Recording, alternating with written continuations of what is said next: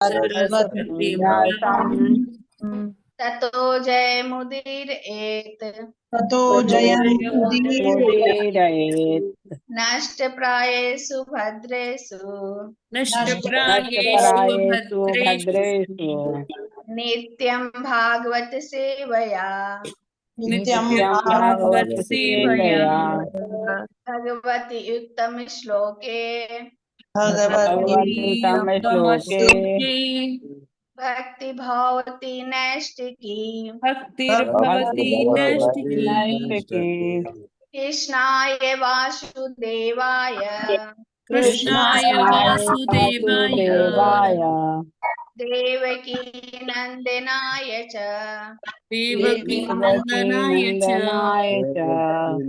नंद गोप कुमाराय नंद गोपकुमाराय गोविंदाय नमो नमः गोविंदाय नमो नमो नमः मूकं करोति वाचालम् मूकं मूकं करोति करोति वाचालम् वाचालम् पंगुं लंघयति गिरि पंगुं भङ्गुं लङ्घयते लङ्घयते गिरिं गिरिम् यत् कृपातमहं वन्दे यत्कृपातमहं यत्कृपातमहं वन्दे वन्दे परमानन्दे माधवम् परमानन्दमाधवम् परमानन्दमाधवम् ॐ अज्ञानतिमिरान्धस्य ज्ञानाञ्जनशलाकया चक्षुर्मिलितं येन तस्मै श्रीगुरुवे नमः।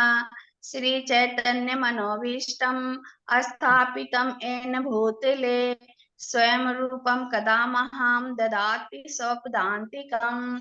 वन्देऽहं श्रीगुरु श्रीयुतपदकमलं श्रीगुरुन् वैष्णवांश श्रीरूपं साग्रजातं सगं रघुनाथान्वितं तम सजीवं साद्वैत साधुतं परिजन सहितं कृष्ण चैतन्य देवं श्री राधा कृष्ण पादान सहगण ललिता श्री विशाखान्वितास्त्र हे कृष्ण करुणा सिंधु दीनबंधु जगतपते गोपेश गोपिका कांत राधा कांत नमस्तुते तप्त कांचन गौरांगी बिंदा गौरांगी राधे वृंदावनेश्वरी वृषभानुसुते देवी परमामि हरिप्रिये वाञ्छाकल्पतरुभ्यश्च कृपा सिन्धुभ्य एव च पतितानां पावनेभ्यो वैष्णवभ्यो नमो नमः। श्री कृष्ण चैतन्य प्रभु नित्यानंद श्री अद्वैत गदाधर श्री वसादि गौर भक्तविंद हरे कृष्ण कृष्ण कृष्ण हरे हरे हरे राम राम राम हरे हरे। हरे कृष्ण माता जी, दंडवत हरे प्रणाम। Krishna. Thank you so much हरे मन कृष्णा माता जी, आपका बहुत बहुत धन्यवाद आज का जप करने के लिए और भगवान की प्रेयर्स करने के लिए। आप सभी का हार्दिक अभिनंदन है आज के इस प्रातःकालीन जप सत्र में। अब हम जी सभी को हरे कृष्णा, दंडवत प्रणाम। और हम आगे बढ़ते हैं अगले सेशन की तरफ। प्रभुपाद जी का कोट। तो आज का जो प्रभुपाद जी का कोट है, प्रभुपाद जी 18 अप्रैल है आज। तो ये अंश है प्रभुपाद जी का। वार्तालाप कर रहे थे हांगकांग में, एक रूम में सभी भक्त इकट्ठा थे और प्रभुपाद जी से वार्तालाप चल रही थी। तो प्रभुपाद जी बोलते हैं कि वे कृष्ण को भूल गए हैं, वे भगवान को भूल गए हैं और मैं उन्हें कृष्ण भावना भावित बनाने का प्रयास कर रहा हूं। यह बहुत कठिन कार्य है। एक व्यक्ति को विश्वास दिलाने के लिए मुझे 3 टन खून बहाना पड़ता है। यह मेरा अनुभव है।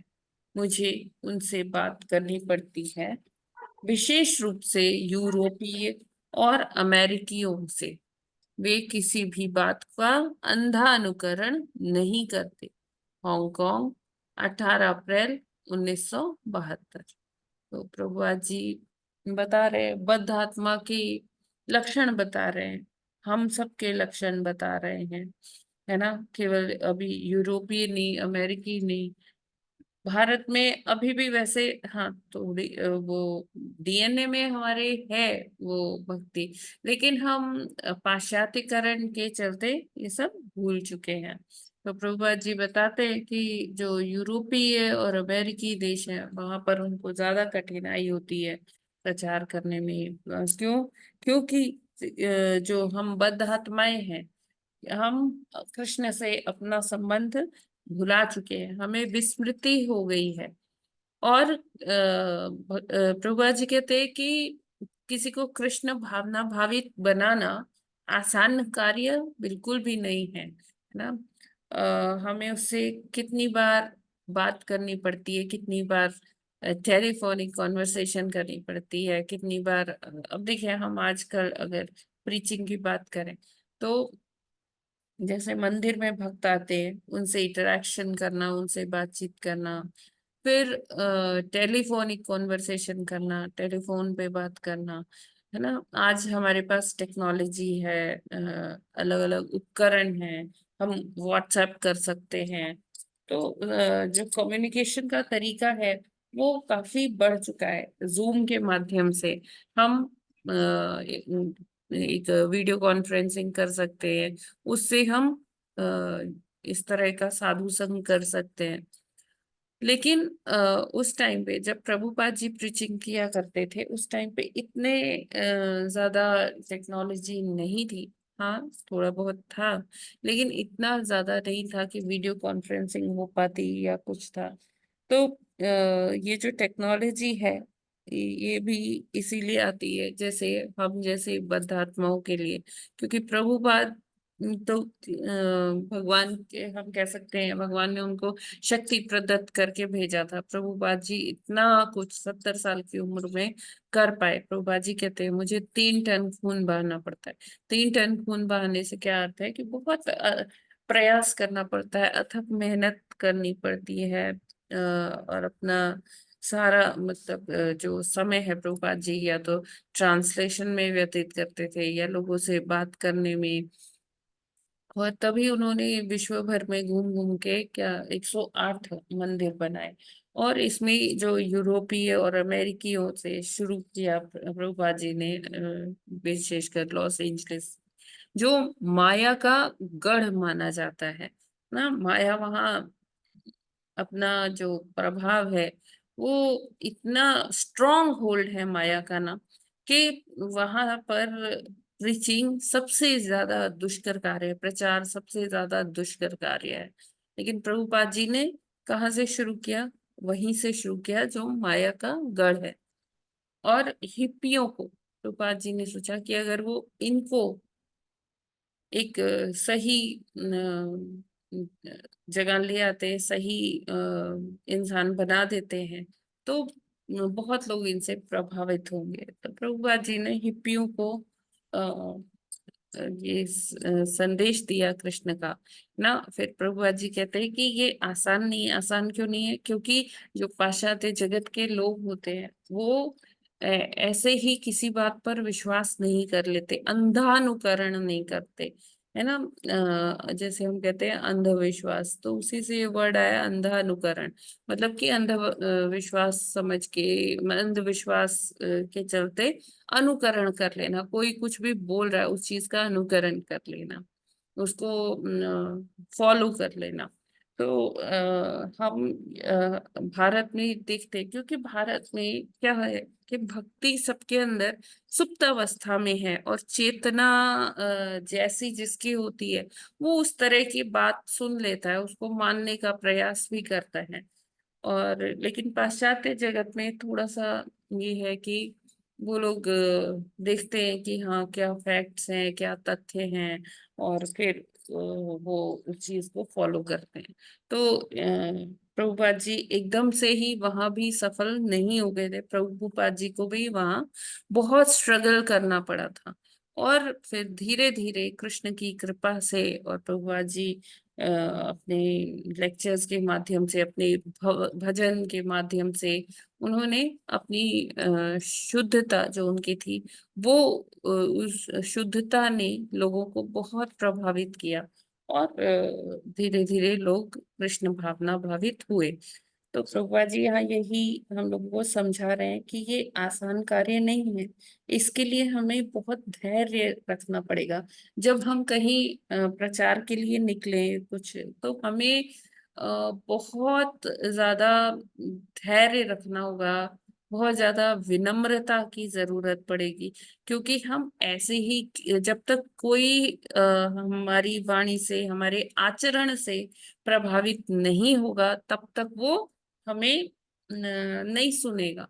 जब तक हम उसको अपनी विनम्रता से, अपनी शुद्धता से आ, उसको जाकर उसके सामने ऐसा नहीं करते। ऐसा नहीं कि हमें बस उसके सामने दिखाना है, हमें एक्चुअली वो अपने आचरण में लाना है।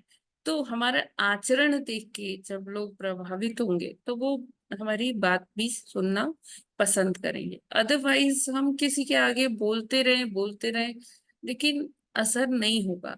ये शुद्धता होती है एक व्यक्ति की, एक भक्त की, जो दूसरे को अपील करती है, दूसरे को सुनने पर तब वो सोचता है, उसके मन में ऐसे विचार आता है कि हाँ, एक बार तो सुनना बनता है, को सुन लेते हैं क्या कह रहे हैं।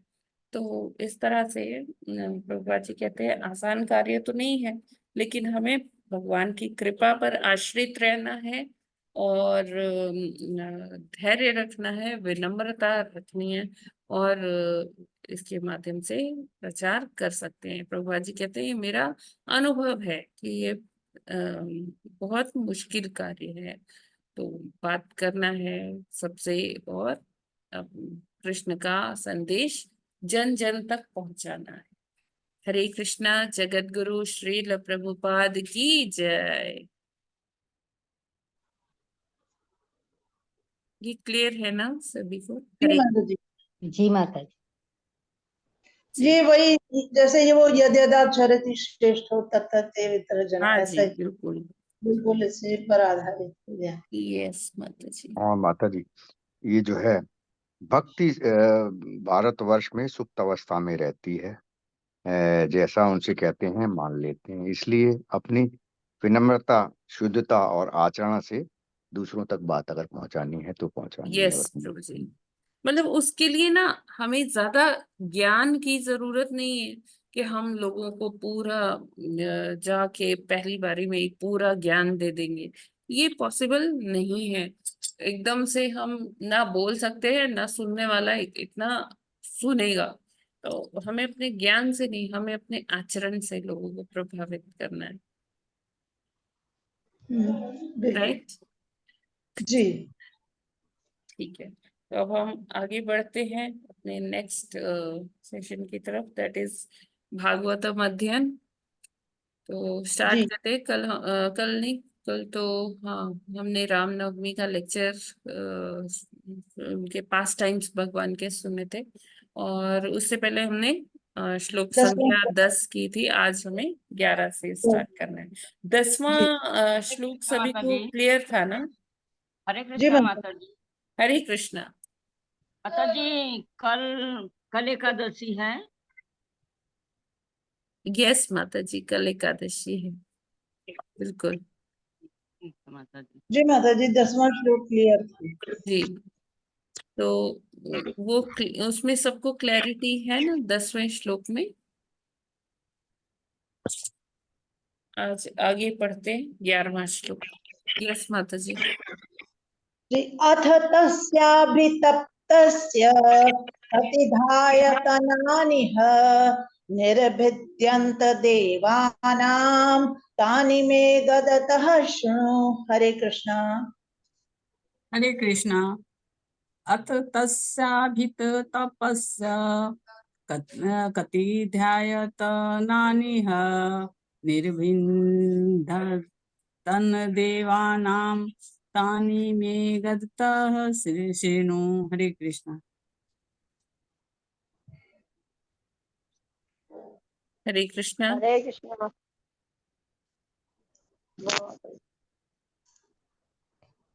पढ़िए माता जी।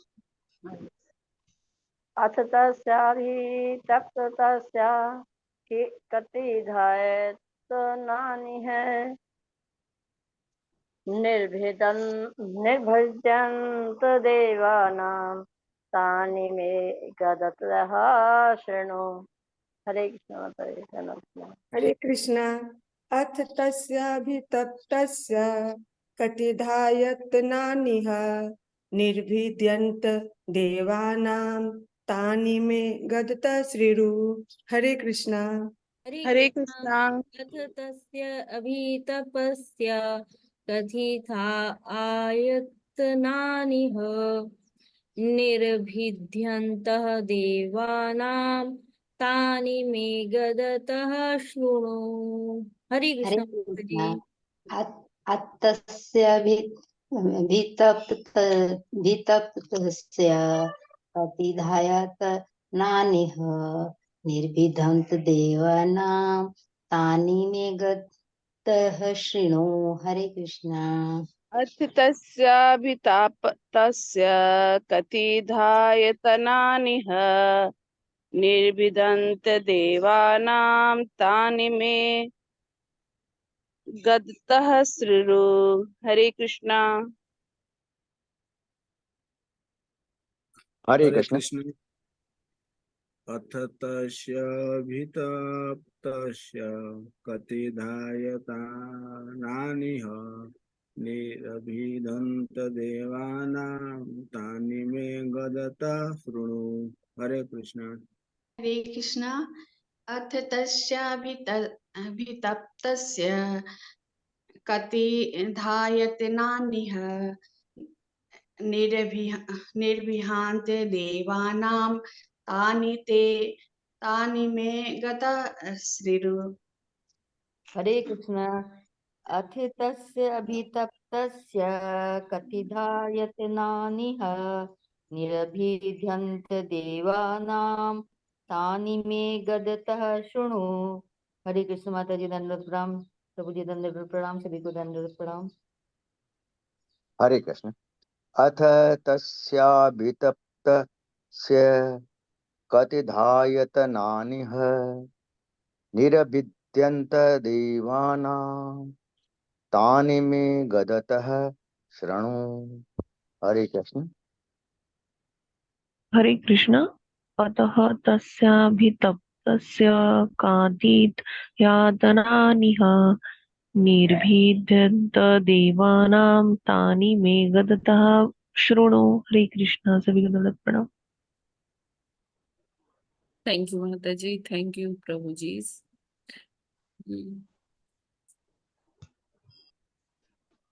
शब्दार्थ, अनुवाद और तात्पर्य श्रील प्रभुपाद जी के द्वारा। श्रील प्रभुपाद जी की जय।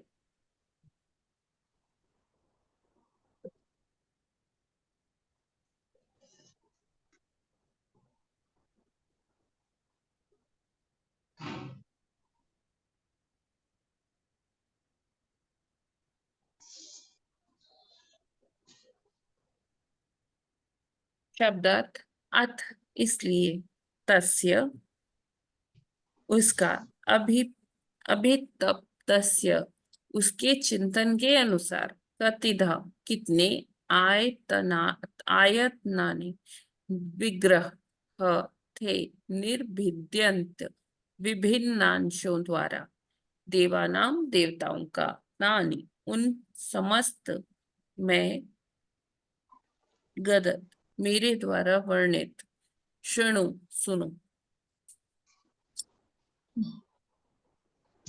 अनुवाद, मैत्रेय ने कहा, अब तुम मुझसे यह सुनो कि परमेश्वर ने अपना विराट रूप प्रकट करने के बाद किस तरह से अपने को देवताओं से के विविध रूपों से विलग किया। तो हम सब जानते हैं कि परमात्मा रूप में भगवान हमारे साथ ही रहते हैं, और जितने भी जीव जंतु हैं सब परमात्मा के अंश हैं। तो भगवान ने देवताओं ने स्तुति की थी ना, तो देवताओं की स्तुति के उपरांत भगवान इतनी सुंदर स्तुति सुनकर भगवान विचार करते हैं कि कैसे देवताओं का जो मोह है, भ्रम है, वो दूर किया जाए। तो भगवान उनको अपना विराट रूप दिखाते हैं और विराट रूप दिखाने के पश्चात वो क्या करते हैं, देवताओं को, जो उन्होंने सबको अलग अलग टास्क दिए हैं, उन अलग अलग टास्क से क्या करते हैं, अपने को अलग कर लेते हैं, अपने को पृथक कर लेते हैं। क्यों? क्योंकि भगवान, जैसे हमने पहले भी पढ़ा, भगवान किसी चीज में इंटरफेयर नहीं करते। वो कोई चीज बना देते हैं और फिर सौंप देते हैं दूसरे को कि ठीक है, अब आप इसे इस्तेमाल कीजिए, यूज करिए। तो भगवान अपने आप को पृथक कर लेते हैं अपनी ही रचना से। तात्पर्य, देवता भी अन्य सारे जीवों की तरह परमेश्वर के वियुक्त हुए भिन्नांश हैं। देवताओं तथा सामान्य जीवों में केवल इतना ही अंतर है कि सारे जीव जब भगवान की भक्ति के पुण्य कर्मों से युक्त होते हैं और भौतिक प्रकृति पर प्रभुत्व जताने की उनकी इच्छा शमित हो जाती है, तो वे देवताओं के पद पर उन्नत कर दिए जाते हैं, जिन्हें भगवान विश्व के कार्य व्यापार की व्यवस्था करने का कार्यभार सौंपे हुए।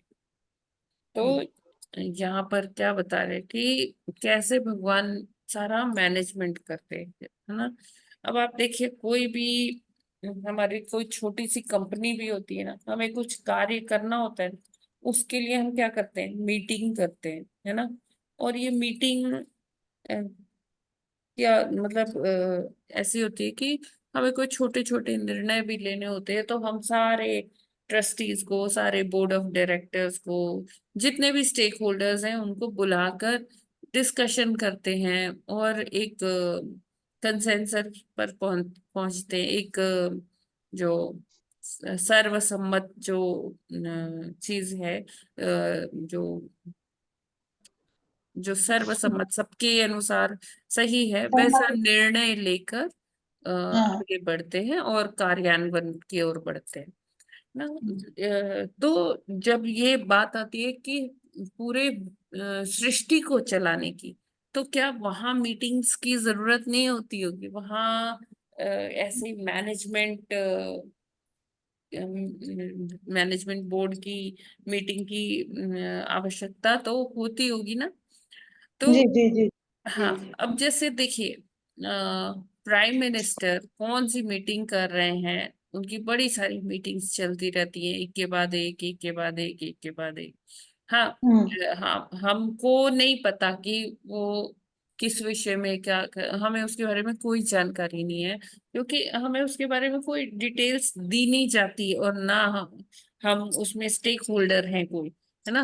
मतलब बाकी जो वो अपने लेवल पे जो मीटिंग्स कर रहे हैं, कभी वो सभी सीएम्स के साथ मीटिंग करते हैं, कभी नेशनल लेवल पे मीटिंग करते हैं, कभी स्टेट लेवल पे मीटिंग करते हैं, और कभी इंटरनेशनल लेवल पे मीटिंग करते हैं।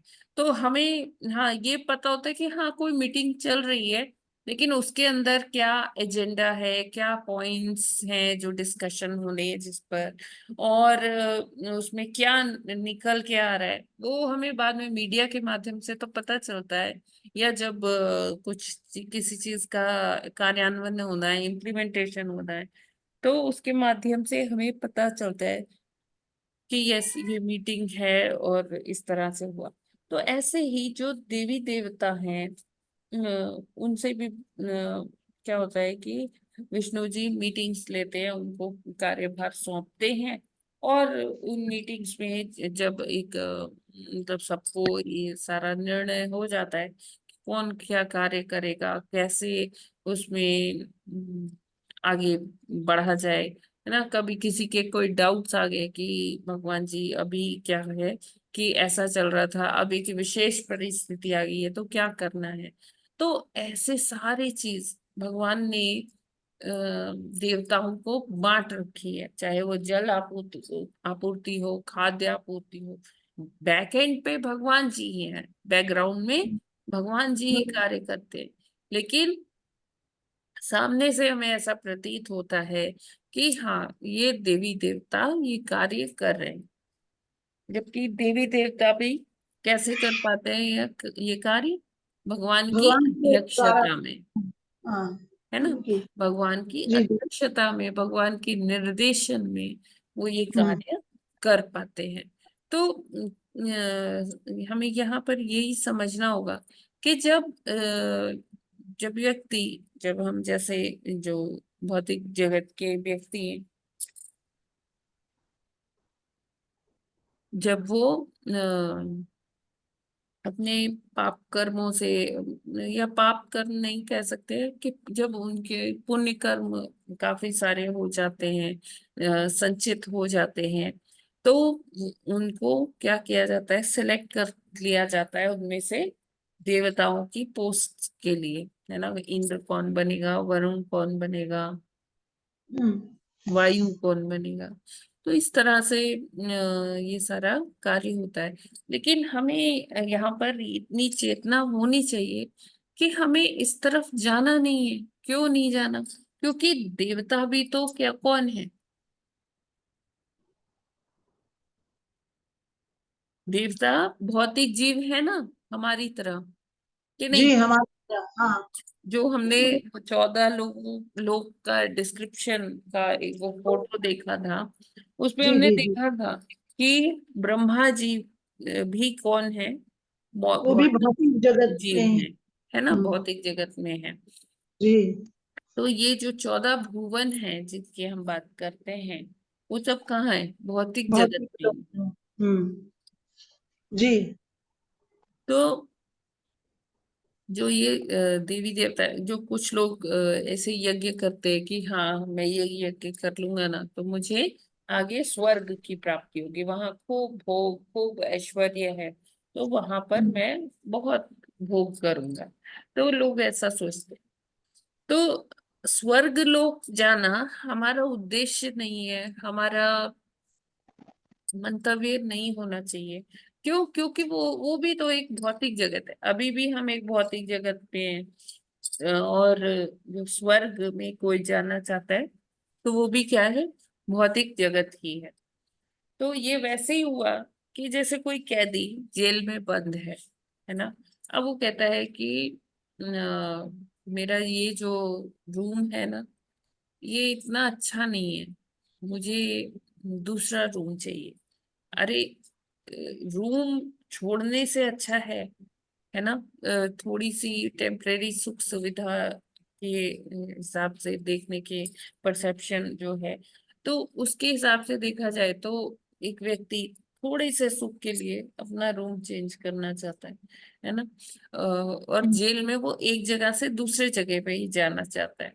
अभी उस यहाँ पर अगर और सूक्ष्मता से देखा जाए तो उसे रूम बदलने से अच्छा ऐसा सोचना चाहिए कि वो कैसे जेल से ही छुटकारा पा सकता है ना।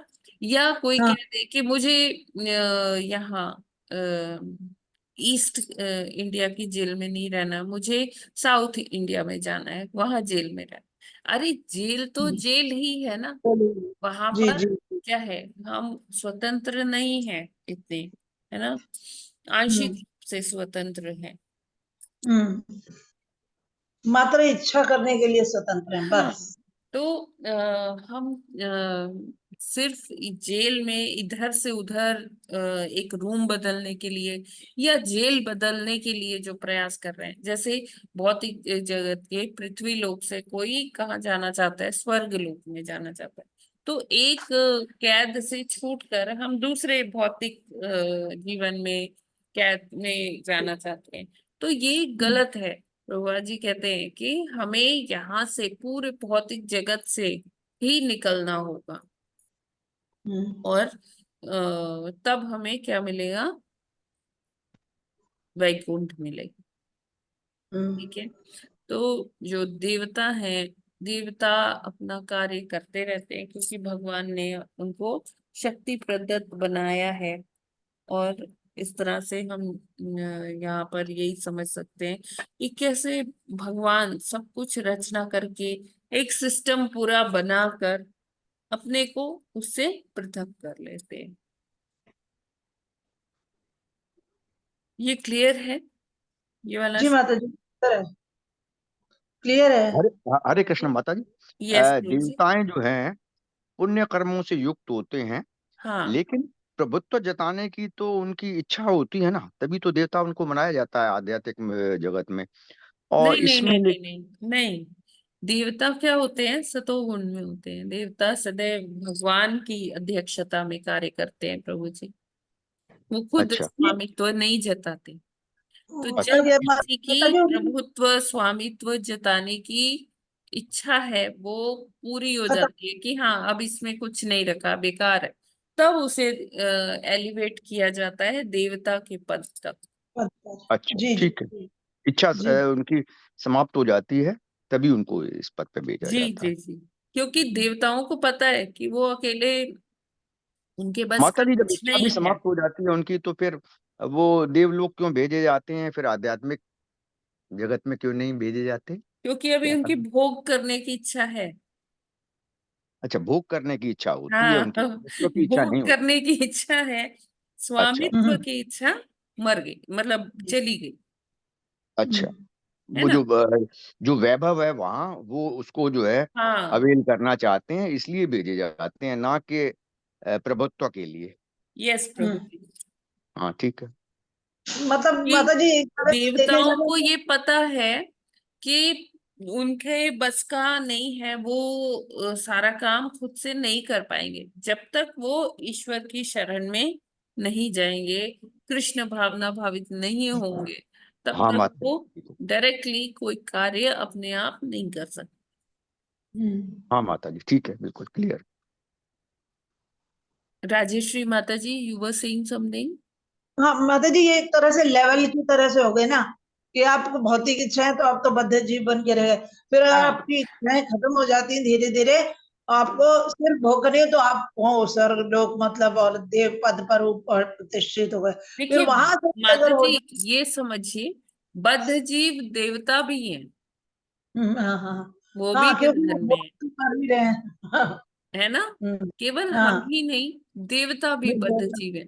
देखिए ऐसे मनुष्यों की 4 लाख योनियां बताई गई हैं, है ना, हम्म, हमारे शास्त्रों के हिसाब से। तो यहाँ पर कुछ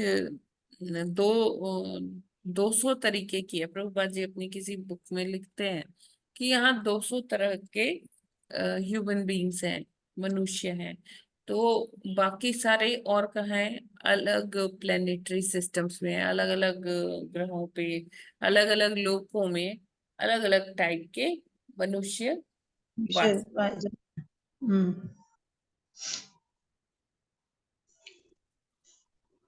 जी अगर इसमें कोई प्रश्न नहीं है तो आगे बढ़ सकते हैं। क्लियर हुआ। हरे कृष्णा, किसी का कोई प्रश्न है क्या? हरे कृष्ण माता जी। हाँ जी, वृषाली माता जी कहिए। हाँ यस माता जी, जरा पृथक शब्द का अर्थ कीजिए। किसका? पृथक। पृथक, अलग हो हम्म। जाना, अलग जी हो माता जाना। जी जैसे माता जी। पेड़ से फल गिरा तो वो पृथक हो गया, फल पेड़ से। जी जी। पेड़ से पत्ते गिरे, पृथक हो गए। यस। हाँ यस माता जी, ठीक है।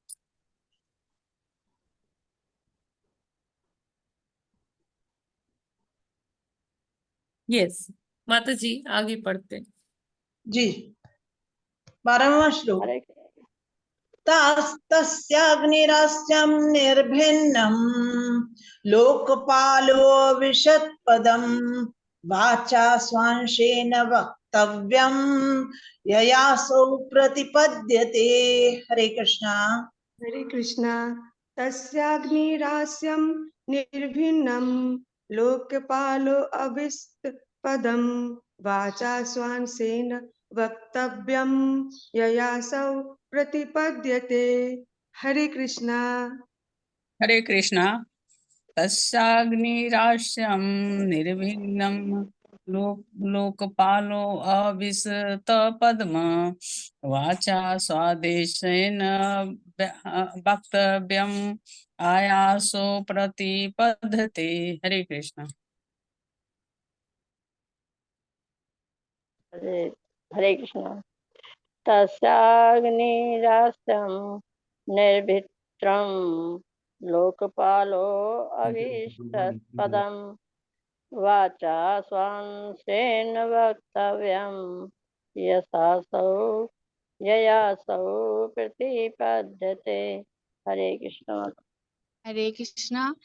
तस्याग्निरास्यं निर्भिन्नलोकपालो अविसत्पदं वाचा स्वांसेन वक्तव्यं ययासो प्रतिपद्यते। हरे कृष्ण। तस्याग्निरस्यं निर्भिन्नं लोकपालो अविशत्पदे पदं वाचा स्वांशेन वक्तव्यं ययासो प्रतिपद्यते। हरे कृष्ण। हरे कृष्ण। तस्याग्नि निरास्य निर्विघ्नं लोकपाले विश्वपदं चाचा चाचा स्वदेशन वक्तव्यं च ययासो प्रतिपद्यते। हरे कृष्ण। तस्याग्नि आस्यं निर्भिन्नं लोकपालो अविसत्पदं वाचा स्वांसेन वक्तव्यं ययासो प्रतिपद्यते। हरे कृष्ण। हरे कृष्णा। सादर प्रणाम सबको। तस्याग्निरास्यं निर्भिन्नं लोकपालो अविशत्पदं वाचा स्वांसेन वक्तव्यं ययासौ प्रतिपद्यते। श्री राधा कृष्ण। हरे कृष्ण। हरे कृष्ण। तस्यागिनरास्यं निर्भिन्नं लोकपालो अविशत्पदं वाचा वाशेन व्यक्त्यं ययासु प्रतिपद्यते। हरे कृष्ण। हरे कृष्ण। तस्याग्निरास्यां निर्भिन्नलोकपालो अविस्पदं वाचा स्वांसेन वक्तव्यं ययासो प्रतिपद्यते। हरे कृष्ण। तस्याग्निरास्यं निर्भिन्नं लोकपालो अविसत्पदं वाचा स्वासेन वक्तव्यं ययासो प्रतिपद्यते। हरे कृष्णा। तस्याग्निरास्यं निर्भिन्नं लोकपालो विशत्पदं वाचा स्वाश्चेन वक्तव्यं यायासो प्रतिपद्यते। हरे कृष्ण। तस्यागिनारास्यं निर्भिन्नं लोकपालो अविस्तपदं वाचा स्वांसेन वक्तव्यं यचासो प्रतिपद्यते। हरे कृष्ण। हरे Krishna. Thank you so much. शब्दार्थ, अनुवाद और तात्पर्य श्रील प्रभुपाद जी के द्वारा। श्रील प्रभुपाद जी की जय। तस्य उसकी, अग्नि अग्नि, आस्यम मुंह, निर्भिन्नम इस तरह वियुक्त, लोकपाला भौतिक मामलों के निदेशक, अविशत प्रवेश किया, पदम अपने अपने पदों को, वाचा शब्दों से, स्व अंशेन अपने अंश से, वक्तव्यम वाणी, यया जिससे, असो वे, प्रतिपद्यते व्यक्त करते हैं। अनुवाद। उनके मुख से अग्नि अथवा ऊष्मा विलग हो गई और भौतिक कार्य संभालने वाले सारे निदेशक अपने अपने पदों के अनुसार इसमें प्रविष्ट हो गए। जीव उसी शक्ति से शब्दों के द्वारा अपने को अभिव्यक्त करता है। तात्पर्य। भगवान का के विराट रूप का मुख वाचा शक्ति का उद्गम है। अग्नि तत्व का निदेशक इसका नियंत्रक अथवा आदि दैव है। अभिव्यक्त वाणियां आध्यात्म या शारीरिक कार्य हैं और वाणियों की विषय वस्तु अधिभूत तत्व या भौतिक उत्पादन है। तो हम देखते हैं जब विराट रूप देखते हैं तो मुख से क्या होता है, अग्नि सदैव बाहर, अग्नि की एक लपट बाहर निकली होती है ना, ऐसा लगता है भगवान के मुख से अग्नि आ रही है। तो विराट रूप में अग्नि का होना क्या है कि वो सारी चीजों का विध्वंस भी करते हैं। और दूसरा क्या है कि भगवान का जो मुख है वो क्या है, हवन कुंड है ना, उसमें जो भी यज्ञ किए जाते हैं तो वो भगवान के निमित्त ही किए जाते हैं, राइट। कोई मतलब देवी देवताओं का उसमें आवाहन हो सकता है, उनका आप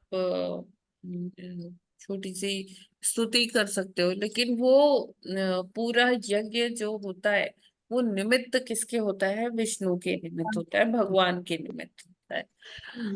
तो यहाँ पर ये इस तात्पर्य के माध्यम से प्रभुपाद जी बता रहे हैं कि जो अग्नि तत्व है या यहाँ कह सकते हैं कि जो सारे देवी देवता हैं अब वो भगवान द्वारा शक्ति प्रदत्त हो गए, भगवान ने उनको वो समझने के लिए ध्यान दे दिया कि कैसे आपको अपनी सेवा करनी है। कई बारी क्या होता है कि हमें सेवा मिल जाती है और हमें पता नहीं होता कि वो कैसे करनी है, तो हमारे सीनियर्स फिर हमको बताते हैं कि पहले ये करना है, ऐसा करना है, स्टेप 2 ये, फिर ये, फिर ये। तो फिर क्या होता है कि उनकी कृपा से हम वो कर पाते हैं।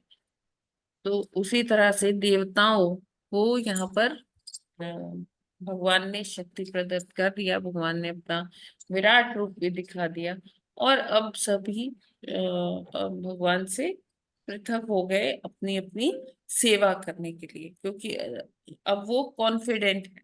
हम एक बार कोई चीज समझ लेते हैं तो फिर हाँ कॉन्फिडेंस आ जाता है कि हाँ अब हम कर पाएंगे। तो ठीक उसी तरह से देवताओं ने भी अपना कार्यभार संभाला और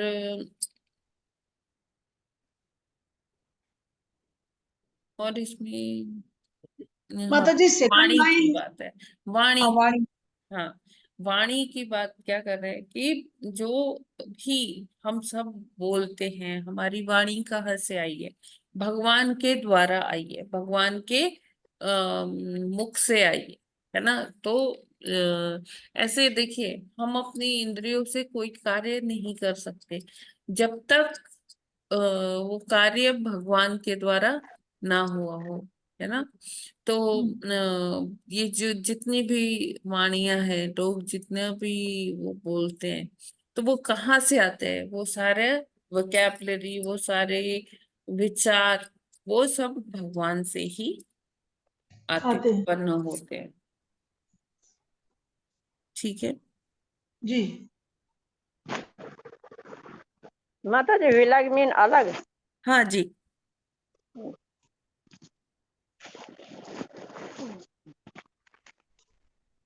ठीक है, तो अब मेरे को निकलना होगा, मुझे थोड़ा जाना है। तो आज हम यहीं पर विराम करते हैं। कोई प्रश्न होगा तो फिर नेक्स्ट टाइम ले लेंगे, या एक दो कोई प्रश्न है तो ले सकते हैं। हरे कृष्ण माता जी। यस प्रभु जी। ये जो शब्द है कि जीव उसी शक्ति से शब्दों के द्वारा अपने आप को अभिव्यक्त करता है, हाँ तो उसी शक्ति का मतलब यही है कि भगवान के मुख से आई है वाणी, उसी को शक्ति बोलते हैं। जी।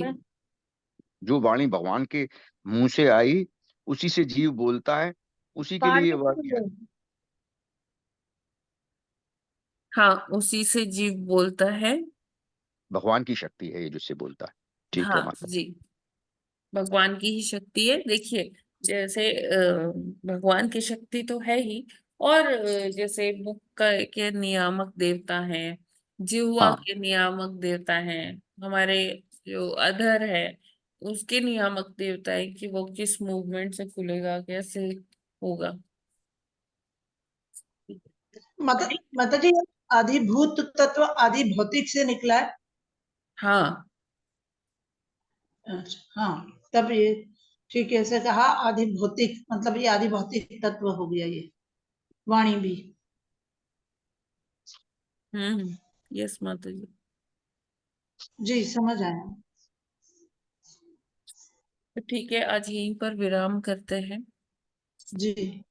ग्रंथराज श्रीमद् भागवतम की जय, सद्गुरु श्रील प्रभुपाद की जय, अनंत कोटि वैष्णव भक्त वृंद की जय, नामाचार्य हरिदास ठाकुर की जय। हरे कृष्णा। हरे कृष्णा माता जी। हरे कृष्णा माता जी, दंडवत प्रणाम। हरे कृष्ण माता जी, धन्यवाद प्रणाम। हरे कृष्णा माता जी।